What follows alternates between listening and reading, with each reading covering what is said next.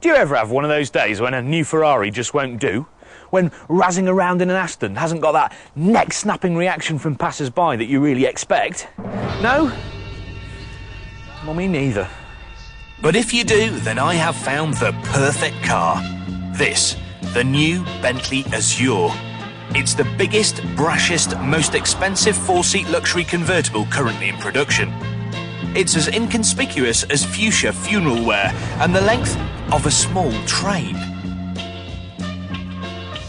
It costs £222,000. It has the same amount of wheels as a Fiesta. The steering wheel's in the normal place and on the normal side, and it has lights, as per. So how come this costs as much as my house? This isn't my house, by the way. Well, it does have a 6.75 litre V8 with not one, but two turbochargers. That gives it 450 brake horsepower, which means a top end of nearly 170 miles an hour.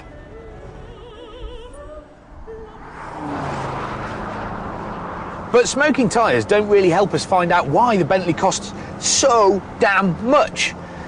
Maybe the interior will. Well, to make an interior, first you need 12 of these. Cows. This one's called Daisy.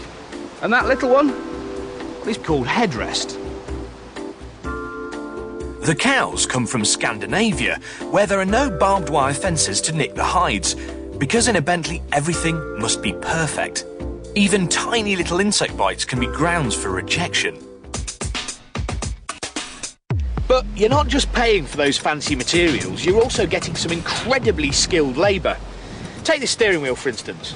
Think of it like the car's handshake. Every time you get in it, you touch it, you fondle it, you caress it. And then imagine that this took one guy, one craftsman, 15 hours to stitch all these millimetre perfect little bits all around the steering wheel. It constantly reminds you that you're in something really special.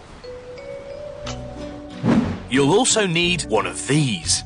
It takes 2 weeks to get the wood ready for the car. The veneers are hand cut to a thickness of just 0.6 of a millimetre, then laid out symmetrically so that the pattern on the left matches the pattern on the right.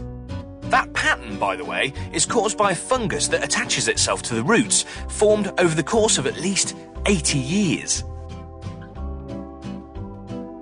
There's something really odd about driving this particular Bentley, in that it gets under your skin a little bit. It feels, I don't know, I think the word I'm looking for is hallowed. Like I should be wearing white gloves, or at least speaking quietly. Or actually, in my case, just giving it back.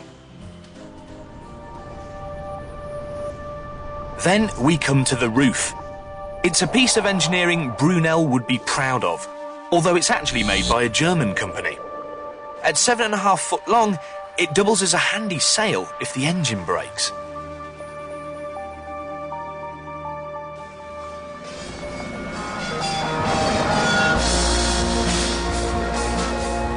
Two carbon fibre crucifixes tie the subframes to each other, meaning that the new Azure is 300% stiffer than the old one.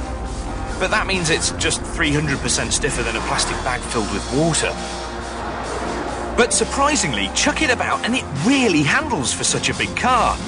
But it isn't clever, nor is it groundbreaking. So again, I ask, how come it costs 222 grand? One of the reasons I reckon the Azure is so massively expensive is the fact that the people that are buying it are, they're beyond rich. They just don't care how much money it costs. On average, they've got another 8 cars in their garage, and there's already a 12-month waiting list for this very car. So Bentley, I don't know, they could have just charged what they like. People would have still bought it. We wanted to find out exactly what a typical customer thinks about a car that could easily be classed as vulgar and tasteless. Hello? Hello there. Is that Michael Winner? I'm afraid it is, yes. I wonder if you'd like to come and have a quick look at something I've got parked outside. Are you a salesman? Not as I know. I'll come along then. Beautiful, thank you.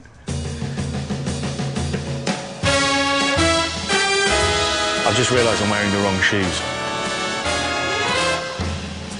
Hello, sir. Hello, how are you? I'm very well. I'm Nice Tom to Ford, see you. Fifth Tom, Gear. how are you?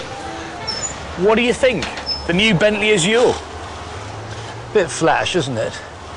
It's not the sort of sedate gentleman's Bentley that it used to be, that mine is. Oh, have you got one?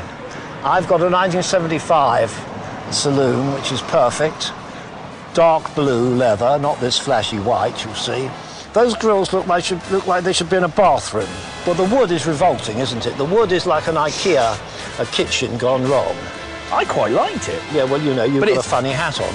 And look at the room at the back. You'd be crippled sitting there in about 30 seconds. Only if you got leggy models in the back. That's not bad. That's your seating position, and that's not... well, but you know, I'm not that tall. You had a 6'3" driver. If John Cleese, my friend, was there, the seat would be back another 5 inches. The back seat passenger would be dead. You couldn't get, you'd have to get him out with a shoehorn. I can't believe I'm going to be chauffeur-driven by Michael Winner.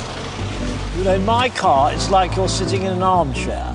Here, it's like you're sitting in an office chair at an executive meeting of the council in Staines. Now, we're going to go over humps now in the road. I think that's always an interesting test, because I'm used to going up here in my 75 Bentley and over the humps. Yeah, that's quite a soft hump drive, not bad at all. It's a nice car. No one can say it's not a nice car. But the price, it should be nice, really, shouldn't Exactly. it? There's quite a lot you could buy for the price of one of these. Currently listing at 222,000. My rolls only cost 8,300 from Harry Saltzman, the James Bond movie producer, except he had his initials in gold on it, HS, on all 4 doors, so I either had to change my name or resprayed a car. We're passing Richard Branson's house on the right. I always used to see him walking along this road. I said, Richard, can't you afford a taxi? What do you think a Bentley says about you if you drive one? I think they're basically an old man's car that the rock groups have taken up because they are the top of the range, and some people who get a lot of money, and I don't blame them, want to say to everyone, look, I've got a lot of money and here's proof of it, I bought this car. Well, I've got a lot of money and all my cars are old. Do you have a stealth car if you just want to disappear? Yes, I've got a Suzuki Grand Vitara, which is wonderful. Not automatic, marvellous car. Well, there we are. We did all right. What are your initial impressions of that, then? My initial impressions are I can think of a number of girlfriends I've got who would love this car.